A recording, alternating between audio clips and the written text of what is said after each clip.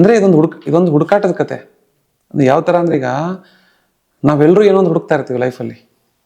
ನಿಮ್ಮ ಹತ್ರ ದುಡ್ಡಿದೆ ಅಂದ್ರೆ ನೀವು ನೆಮ್ಮದಿ ಇರಲ್ಲ, ನೀವು ನೆಮ್ಮದಿ ಹುಡುಕ್ತಾ ಇರ್ತೀರ. ಮತ್ತೊಬ್ಬನ ಹತ್ರ ನೆಮ್ಮದಿ ಇರಲ್ಲ, ಮತ್ತೊಬ್ಬನ ಹತ್ರ ದುಡ್ಡು ಇರುತ್ತೆ, ನೆಮ್ಮದಿ ಇರಲ್ಲ. ನಿಮ್ಮ ಹತ್ರ ನೆಮ್ಮದಿ ಇರುತ್ತೆ, ದುಡ್ಡು ಇರಲ್ಲ. ಈ ಥರ ಒಂದಾದರೆ ಇನ್ನೊಬ್ಬರಿಗೆ ಮತ್ತೇನೋ ಒಂದು ಬೇಕು, ಮತ್ತೊಬ್ಬರಿಗೆ ಮತ್ತೊಂದು ಬೇಕು. ಎಲ್ಲರೂ ನಾವು ಹುಡುಕ್ತಾ ಇದ್ದೀವಿ. ಸೊ ಆ ಹುಡುಕಾಟದ ಕಥೆನೇ ಇಲ್ಲ ಜೋಗಪ್ಪ. ಹಾಗಂತ ಫಿಲಾಸಫಿ ಇಲ್ಲ ಇಲ್ಲಿ. Fun, adventure, journey, travel, emotions ಎಲ್ಲವೂ ಇದೆ. ಕಂಪ್ಲೀಟ್ ಪ್ಯಾಕೇಜ್ ಇದೆ. ಎಂಡಿಗೆ ಒಂದು ಕ್ಲೈಮ್ಯಾಕ್ಸ್ ಇದೆಯಲ್ಲ, ಕೊನೆಯ 15 ನಿಮಿಷ, ಆ ಕ್ಲೈಮ್ಯಾಕ್ಸು ಆಡಿಯನ್ಸ್ಗೆ ಕೆದರಿಬಿಟ್ಟು ಕಳಿಸುತ್ತೆ ಮನಸ್ಸನ್ನ. ಅದು ಕೆದರಿದ್ರೆ ಮಾತ್ರ ಸಿನಿಮಾ ಅದ್ಭುತ ಆಗೋದಿದು. ಆ ಕಾನ್ಫಿಡೆನ್ಸ್ ನನಗೆ ಆ ಮನಸ್ಸನ್ನ ಕಲ್ಕೋದು ಅಂತ ಹೇಳ್ತಾರಲ್ಲ, ಅದು ಆಗ್ಬೇಕು, ಆ ಕೆಲಸಗಳಾಗಬೇಕು. ಅವಾಗ ಸಿನಿಮಾ ಎಲ್ರಿಗೂ ಕನೆಕ್ಟ್ ಆಗುತ್ತೆ. ಇದೊಂದು ಅಪ್ಪ ಮಗನ ಕತೆ ಅಂತ ಅಂದ್ಕೊಂಡ್ರೆ, ಮಗನಾಗಿದ್ದೊಂದು ಥಿಯೇಟ್ರಿಗೆ ಬಂದರೆ ಅಪ್ಪನ ನೆನೆಸ್ಕೊತಾನೆ, ಅಪ್ಪನಾಗಿದ್ದೊಂದು ಥಿಯೇಟ್ರಿಗೆ ಬಂದರೆ ಮಗನ ನೆನೆಸ್ಕೊತಾನೆ, ಅಕ್ಕನ ತಂಗಿನ ಬಂದಿದ್ರೆ ಅವಳು ತನ್ನ ಅಣ್ಣ ಮತ್ತು ಅಪ್ಪನ ನೆನೆಸ್ಕೊತಾಳೆ. ಆ ಥರ ಫ್ಯಾಮಿಲಿಯ ಪ್ರತಿಯೊಬ್ಬರಿಗೂ ಕನೆಕ್ಟ್ ಆಗ್ತಾ ಇದೊಂದು ಫ್ಯಾಮಿಲಿಯ ಸಿನಿಮಾ ಆಗುತ್ತೆ. ಕಾಲೇಜ್ ಹುಡುಗರು ಆರಾಮಾಗಿ ನೋಡ್ಬೋದು, ಪ್ಲಸ್ ಫ್ಯಾಮಿಲಿ ಪಕ್ಕ ಶ್ಯೂರ್ ಶಾಟ್. ಇಡೀ ಮನೆಯವರು ಎಲ್ಲರೂ ಬಂದು ಈ ಸಿನಿಮಾ ನೋಡಬೇಕು. ನಮಸ್ಕಾರ ಕಣ್ರೆ ಸ್ನೇಹಿತರೆ, ನಮಸ್ಕಾರ ಎಲ್ರಿಗೂ. ನಮಸ್ತೆ ವೀಕ್ಷಕರೇ, welcome to you and me studio. ಇವತ್ತಿನ ನಮ್ಮ ಗೆಸ್ಟ್ ಯಾರಪ್ಪ ಅಂತಂದ್ರೆ ಅಗ್ನಿಸಾಕ್ಷಿ, ಕಮಲಿ ಮತ್ತೆ ನಾಗಿನಿಯ ನಿರ್ದೇಶಕರು ಅಯವದನ ಸರ್. ಹಲೋ ಸರ್, ನಮಸ್ತೆ, welcome to you and me studio. Thank you. ಹೇಗಿದ್ದೀರಾ ಸರ್? ಅದ್ಭುತವಾಗಿದ್ದೀನಿ. ನಿಮ್ದು ಫಸ್ಟ್ ಥಿಂಗ್, ನಿಮ್ಮನ್ನ ಇಂಟ್ರೊಡ್ಯೂಸ್ ಮಾಡೋಕ್ ಮುಂಚೆ ಅಯವದನ ಅನ್ನೋ ಹೆಸರು ತುಂಬಾ ಚೆನ್ನಾಗಿದೆ. ನಾನು ಓದಂತ ಒಂದು ಬುಕ್ ಅಲ್ಲಿ ತುಂಬಾ ಇಷ್ಟವಾದಂತ ಬುಕ್ ಅದು. ನಿಮ್ಗೆ ಈ ಹೆಸರನ್ನ ಯಾರಿಟ್ರು, ಏನಕ್ಕೆ ಅಂತ ಕೇಳ್ತದ?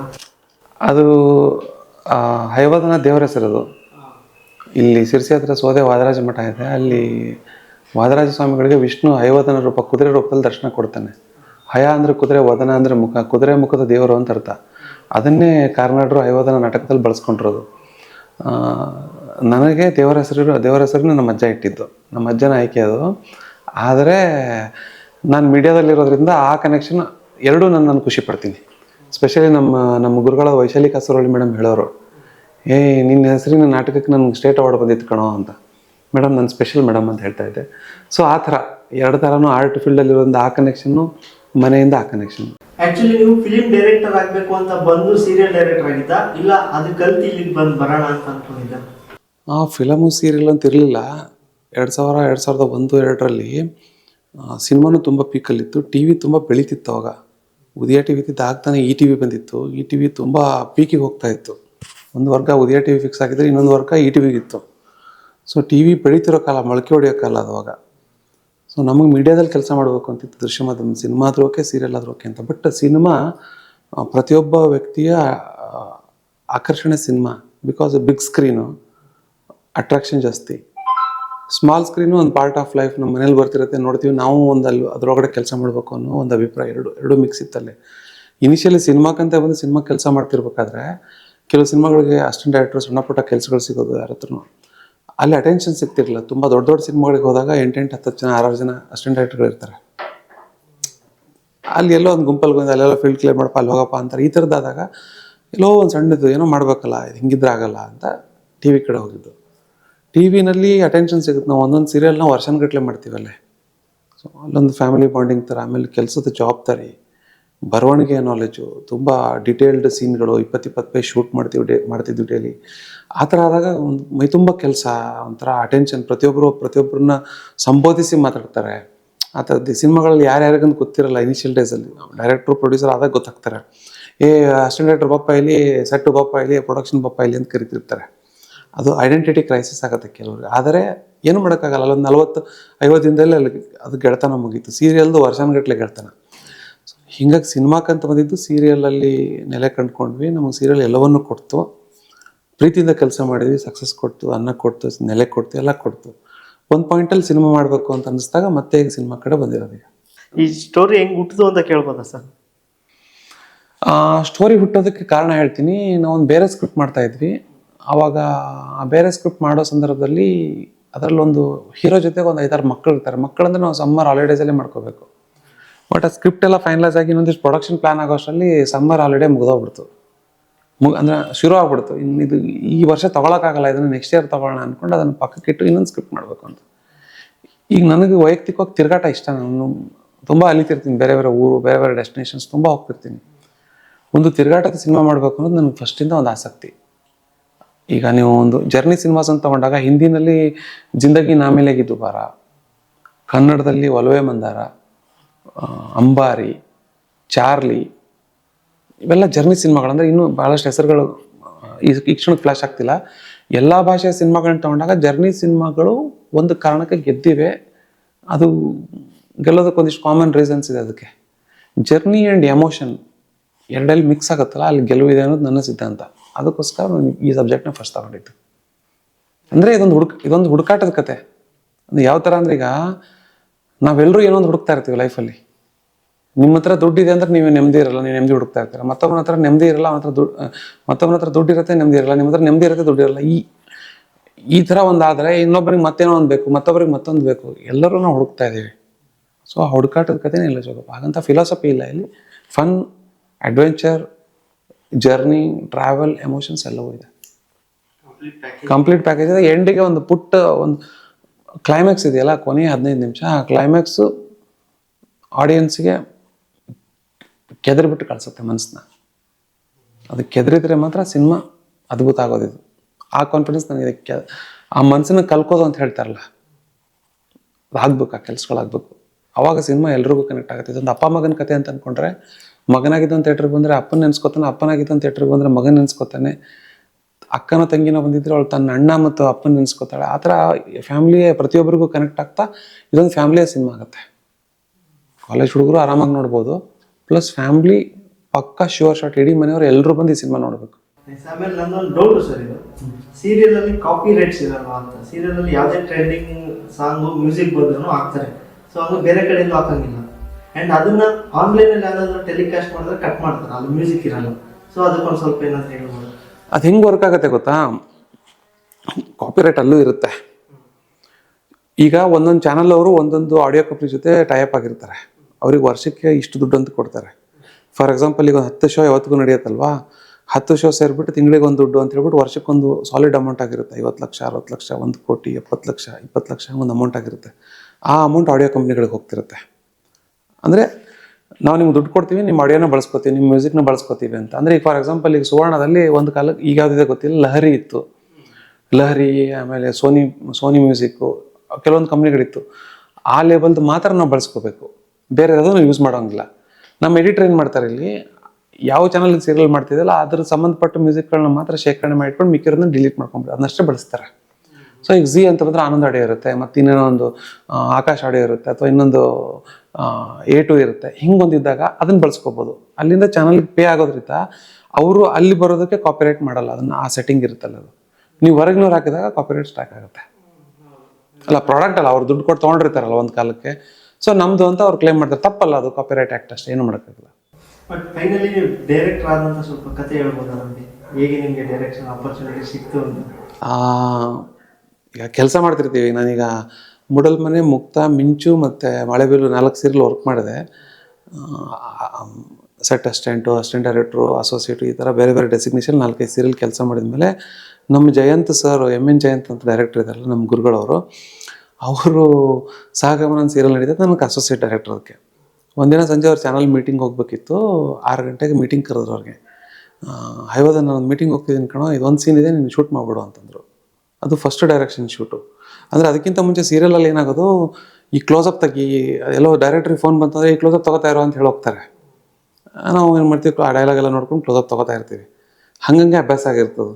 ಬಟ್ ಒಂದು ಇಡೀ ಸೀನ್ ಮಾಡೋ ಅಂದಾಗ ಎಲ್ಲ ಸೀನಿಯರ್ ಆರ್ಟಿಸ್ಟ್ಗಳಿದಾರಲ್ಲ, ತುಂಬ ದೊಡ್ಡ ದೊಡ್ಡ ಆರ್ಟಿಸ್ಟ್ಗಳು, ಅಪರ್ಣ ಮೇಡಮ್ಮು, ಹಿರಣ್ಯ ಆರ್ನಳ್ಳಿ ಸರ್, ಆಮೇಲೆ ಶೈಲಜಾ ಧರ್ಮೇಂದ್ರ, ಶ್ರೀನಾಥ್ ವಶಿಷ್ಠ, ಭಯಂಕರ ದೊಡ್ಡ ಕಲಾವಿದರು ಅವರೆಲ್ಲ, ತುಂಬ ಮಸ್ತ್ ಆರ್ಟಿಸ್ಟ್ಗಳವ್ರಲ್ಲ, ಅವರೆಲ್ಲ ಇದ್ದಾರೆ.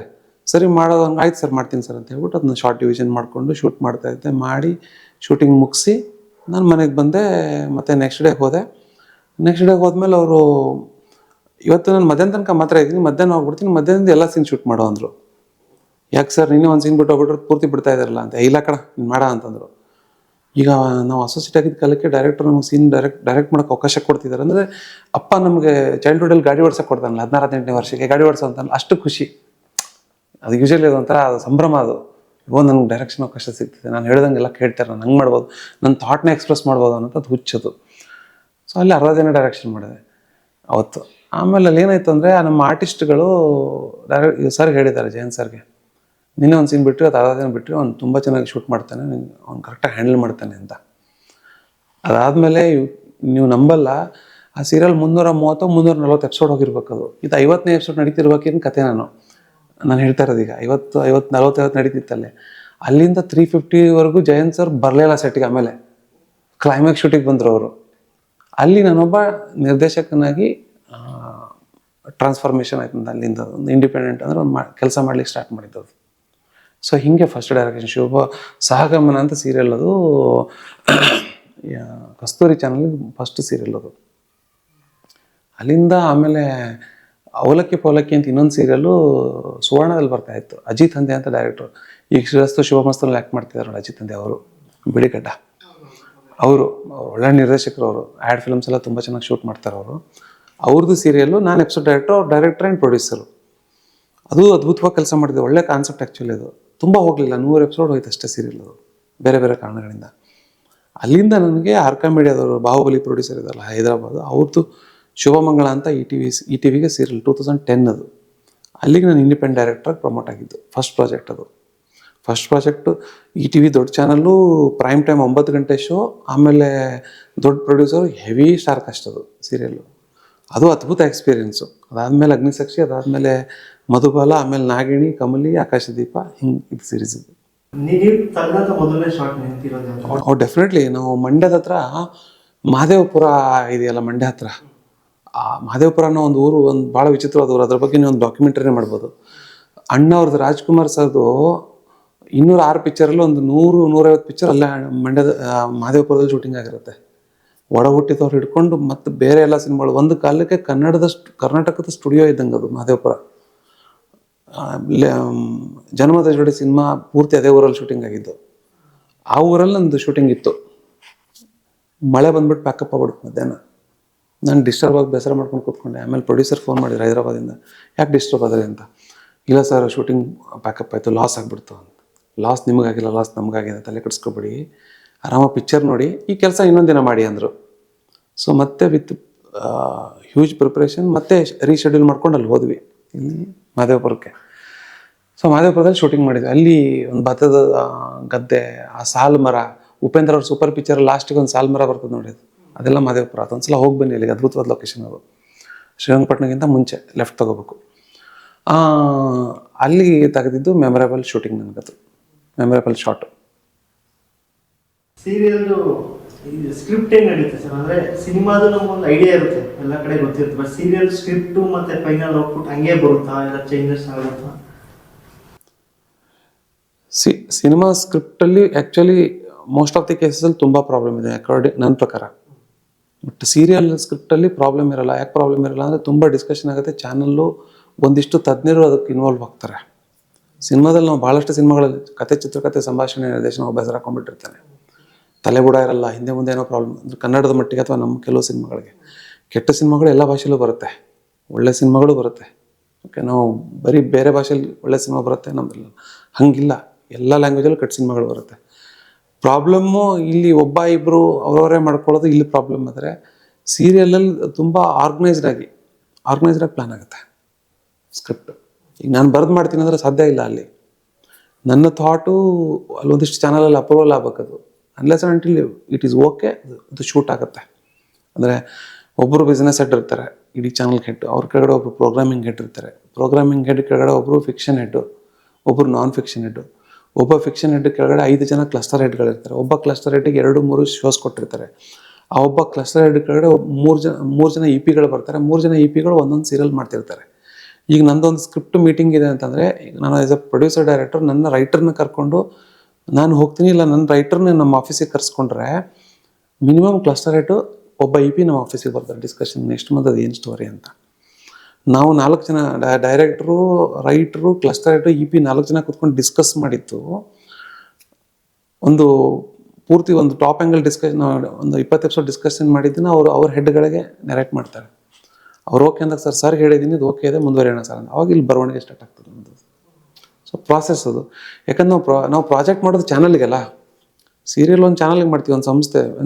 ವೆನ್ ದೇ ಆರ್ ಪೇಡ್, ಅವ್ರಿಗೇನು ಬೇಕೋ ಮಾಡಿಸ್ಕೋತಾರೆ ಅವ್ರು, ಆ ಥರ. ದಟ್ ಈಸ್ ಕ್ಲಿಯರ್ ಅದು. ಅಲ್ಲಿ ನೀವು ಅನುಭವದಿಂದ ತುಂಬ ಚಾಲೆಂಜಸ್ ಮತ್ತು TRP ಹೆಂಗೆ ಇದು ಮಾಡ್ತಿದ್ರಿ? ಲೈಕ್ ಟಿ ಆರ್ ಪಿ ಅಂದರೆ ಸ್ವಲ್ಪ ಇದಿರುತ್ತೆ. ಯಾವುದಾದ್ರು ಸೀರಿಯಲ್ ಮಾಡಿದ್ರು ನಿಮ್ಗೆ ಏನಾದರೂ ಇದರಿಂದ ಏನಾದರೂ ಡಿಮ್ಯಾಂಡ್ ಮಾಡ್ತಾರಾ, ಈ ಥರ ಮಾಡಿ ಟಿ ಆರ್ ಪಿ ಇನ್ಕ್ರೀಸ್ ಆಗುತ್ತೆ ಅಂತ, ಇಲ್ಲ ಅದು ನಿಮ್ಗೊಂದು ಫ್ರೀಡಮ್ ಇರುತ್ತಾ? ಇಲ್ಲ ಏನಾಗುತ್ತಂದರೆ ನನಗೆ ಚಾಲೆಂಜಿಂಗ್ ಸೀರಿಯಲ್ಲು ಅಂದರೆ ನಾಗಿಣಿ. ನಾನು ಅದಕ್ಕಿಂತ ಮುಂಚೆ ಎಲ್ಲ ಸೋಷಿಯಲ್ ಡ್ರಾಮಾಗಳನ್ನ ಮಾಡಿದ್ದೆ. ಶುಭಮಂಗಳ, ಅಗ್ನಿಸಾಕ್ಷಿ ಥರದ್ದು ಫ್ಯಾಮಿಲಿ ಡ್ರಾಮಾಗಳು, ಲವ್ ಡ್ರಾಮಾಗಳೆಲ್ಲ ಮಾಡಿದ್ದೆ. ನಾಗಿಣಿ ಟೋಟಲ್ ಒಂದು ಫ್ಯಾಂಟಸಿ, ಆಮೇಲೆ ಗ್ರಾಫಿಕ್ಸು, ಅದು ನನಗೆ ಹೊಸತದು. ನಾನು ಕಲ್ತು ಮಾಡ್ಬೇಕು ಕೆಲಸನಲ್ಲಿ. ಅದು ನನ್ನ ಲೈಫಲ್ಲೇ ನಾನು ಎನಿ ಟೈಮ್ ಚಾಲೆಂಜಿಂಗ್ ಅಂತ ಅನ್ಕೋತೀನಿ ಅದನ್ನು. ಟಿ ಆರ್ ಪಿ ಅನ್ನೋದು ಹೆಂಗಾಗುತ್ತೆ ಅಂತ ಟಾರ್ಗೆಟ್ ಇರುತ್ತೆ, ಇಷ್ಟು ನಂಬರ್ ಬರಬೇಕು. ಈಗ ಪ್ರೀವಿಯಸ್ ಶೋ, ಈಗ ನಂದು 9 ಗಂಟೆಗೆ ಲಾಂಚ್ ಆಗ್ತಿದೆ ಅಂದ್ಕೊಳ್ಳಿ ಸೀರಿಯಲ್, 8:30 ಶೋ, ಈಗ ಒಂದು 3.5-4 ರೇಟಿಂಗ್ ಬರ್ತಿದೆ ಅಂದರೆ ನಿಮ್ದು ಎಷ್ಟು ಬರುತ್ತೆ ಅಂತ ಕೇಳ್ತಾರೆ. ಅದಕ್ಕಿಂತ ಹೆಚ್ಚು ಕೊಡಬೇಕು, ನೀವು 5 ಕೊಡಬೇಕು, 6 ಕೊಡಬೇಕು ಅಂತ ಹೇಳ್ತಾರೆ. That is target. ಅದು ಆ್ಯಕ್ಚುಲಿ ಏನಾಗುತ್ತೆ, ಪ್ರತಿ ಹೊಸ ಕೂಸು ನಾವು ಪ್ರತಿ ಒಂದು ಚಾನಲ್ ಹೊಸ ಪ್ರಾಜೆಕ್ಟ್ ಲಾಂಚ್ ಆದಾಗ ಅದು ಪ್ರೀವಿಯಸ್ಗಿಂತ ಚೆನ್ನಾಗಿ ಹೆಚ್ಚು ಬರುತ್ತೆ. ಯಾಕೆ ಹೆಚ್ಚು ಬರುತ್ತೆ ಅಂದರೆ ಅದಕ್ಕೆ ಹೊಸ ಆಡಿಯನ್ಸ್ ಆ್ಯಡ್ ಆಗ್ತಾರೆ. ಪ್ರತಿ ಪ್ರಾಜೆಕ್ಟು ಅದು ಹೆಚ್ಚಾಕೊಂಡೇ ಹೋಗ್ತಿರುತ್ತೆ, ಹೊಸ ಆಡಿಯನ್ಸ್ ಆ್ಯಡ್ ಆಗ್ತಿರ್ತಾರೆ. ಆ ಚಾಲೆಂಜ್ ಇದ್ದೇ ಇರುತ್ತೆ, ಅಂದರೆ ಅದು ಟಾರ್ಗೆಟ್ ಕೂಡ ಇರುತ್ತೆ ಅಲ್ಲಿ. ಹಾಗಂತ ಯಾರು ತಲೆ ಮೇಲೆ ಕುತ್ಕೊಂಡು ಹಿಂಗೆ ಬಂದಿಲ್ಲ ಆಟೋಮೆಟಿಕ್ಕಾಗಿ ಬರುತ್ತೆ. ಈಗ ಜಿ ಟಿ ವಿಗೆ ನೋಡಿ, ಈಗ ಯಾವ ಸೀರಿಯಲ್ ಹಾಕಿದ್ರೆ 8 ಬರುತ್ತೆ, ಬೇಸ್ ಹಂಗಾಗಿದೆ. ಅದೇ ಮುಂಚೆ ನಾಗಿಣಿ ಕಾಲಕ್ಕೆ ಅದು ಅದಕ್ಕಿಂತ ಮುಂಚೆ 0.7, 0.8, 1, 1.5 ಹಿಂಗೆ ಬರೋದು. ಅದು ಒಂದ್ಸಲ ಆಡಿಯನ್ಸ್ ಬಂದರು ಅಂದರೆ ಲಾಯಲ್, ಅವರು ಪ್ರೀತಿಯಿಂದ ನೋಡ್ತಾರೆ ಶೋಗಳನ್ನ, ನಡ್ಕೊಂಡು ಹೋಗುತ್ತೆ ಅಷ್ಟೇ, ನಡ್ಸ್ಕೊಂಡು ಹೋಗ್ಬೇಕು ಅದನ್ನ. ಆಮೇಲೆ ಅದಕ್ಕೂ ಅವರು ಇಡೀ ಟೀಮ್ ಎಫರ್ಟ್ ಹಾಕ್ಬಿಟ್ಟು ಸೀರಿಯಲ್ಗಳು ಮಾಡ್ತಿರ್ತಾರೆ. ಅದಕ್ಕೆ ಆಗಿನ ಟೈಮ್ಗೂ ಈಗಿನ ಟೈಮ್ಗೂ ಏನು ಚೇಂಜಸ್ ಆಗಿರ್ಬೋದು ಅಂದ್ಕೊಂತೀರಾ ನೀವು ಸೀರಿಯಲಲ್ಲಿ? ಅವಾಗ ಸ್ವಲ್ಪ ಪ್ರೊಡಕ್ಷನ್ ಹೌಸು, ಡೈರೆಕ್ಟ್ರು ಮತ್ತು ರೈಟ್ರಿಗೆ ಫ್ರೀಡಮು, ಹಿಡಿತ ಜಾಸ್ತಿ ಇತ್ತು. ನಾವು ಇನ್ಫ್ಯಾಕ್ಟ್ ನಾನು ಶುಭಮಂಗಳ ಸೀರಿಯಲ್ ತನಕ ಸ್ಕ್ರೀನ್ ಪ್ಲೇ ನಾವೇ ಡಿಸ್ಕಷನ್ ಮಾಡಿಕೊಂಡು ಒಂದು ಈ ತಿಂಗಳಲ್ಲಿ ಇಷ್ಟು ಕತೆ ಬರುತ್ತೆ ಅಂತ ಒಂದು ಟಾಪ್ ಆ್ಯಂಗಲ್ ಹೇಳ್ತಿದ್ವಿ. ಓಕೆ ಅನ್ನೋರು, ನಂಬರ್ ಕಮ್ಮಿ ಆದರೆ ಯಾಕೆ ನಂಬರ್ ಕಮ್ಮಿ ಆಯಿತು ಅಂತ ಹೇಳೋರು. ಅದಾದಮೇಲೆ ಅಗ್ನಿಸಾಕ್ಷಿಯಿಂದ ಸ್ವಲ್ಪ ಚೇಂಜ್ ಆಯಿತು. ಚೇಂಜ್ ಅಂದರೆ ಸ್ಕ್ರಿಪ್ಟ್ ಚಾನಲ್ ಅಪ್ರೂವಲ್ ಮಾಡುತ್ತೆ, ಅವರೇ ಕೊಡ್ತಾರೆ. ಸೈಂಟಿಫಿಕ್ಕಾಗಿ ಅವ್ರು ಯಾವುದೋ ಬಾಂಬೆ ರಿಸರ್ಚ್ ಇರುತ್ತೆ ಅವ್ರ ಹತ್ರ, ಯಾರೋ ಬಾಂಬೆ ಟೀಮ್ ಅವ್ರು ಇವರಿಗೆ ಟ್ರೈನಿಂಗ್ ಕೊಟ್ಟಿರ್ತಾರೆ. ಹಿಂಗಾಗುವಾಗ ಅಲ್ಲೊಂದು ಸೀರಿಯಲಲ್ಲಿ ಹಿಂಗೆ ನಾವು ಒಂದು ಎಕ್ಸ್ಪೆರಿಮೆಂಟ್ ಮಾಡಿದ್ದು, ವರ್ಕ್ ಆಯಿತು, ಈ ಪ್ಯಾಟರ್ನ ತೊಗೊಳ್ಳಿ ಅಂತ ಹೇಳ್ತಾರೆ. ಆಮೇಲೆ ಟಿ ಆರ್ ಪಿಲಿ ಮಿನಿಟ್ ಆನ್ ಮಿನಿಟ್ ಅಂತ ಬರುತ್ತೆ, ಪ್ರತಿ ನಿಮಿಷದ ಟಿ ಆರ್ ಪಿ ಬರುತ್ತೆ. 1 ನಿಮಿಷದಿಂದ 10 ನಿಮಿಷ ತನಕ ಹೆಚ್ಚಿತ್ತು, 11 ನಿಮಿಷಕ್ಕೆ ಕಮ್ಮಿ ಆಯಿತು, 11 ನಿಮಿಷಕ್ಕೆ ಯಾರು ಸೀನ್ ಬಂತು ನೋಡಿ ಅಂತ ಹೇಳ್ತಾರೆ. ಅದೊಂದು ದಿನ. ಇನ್ನೊಂದು ದಿನ ಮತ್ತೆ ಅದು ಕಮ್ಮಿ ಆದಾಗ ಯಾರು ಸೀನ್ ಬಂತು, ಅಲ್ಲಿ ಅದೊಂದು ಪರ್ಟಿಕ್ಯುಲರ್ ಒಂದು ಅಪ್ಪ ಮಗನ ಸೀನ್ ಬರ್ತಿರುತ್ತೆ, ಅಪ್ಪ ಮಗನ ಸೀನ್ ಮಾಡಬೇಡಿ ಅಂತ ಹೇಳ್ತಾರೆ. ಟೋಟಲ್ ಅದೊಂದು ಸೈಂಟಿಫಿಕ್, ಅದು ಎಲ್ಲವನ್ನೂ ನೋಡಿ ಪ್ಲಾನ್ ಮಾಡ್ತಾರೆ ಅಲ್ಲಿ.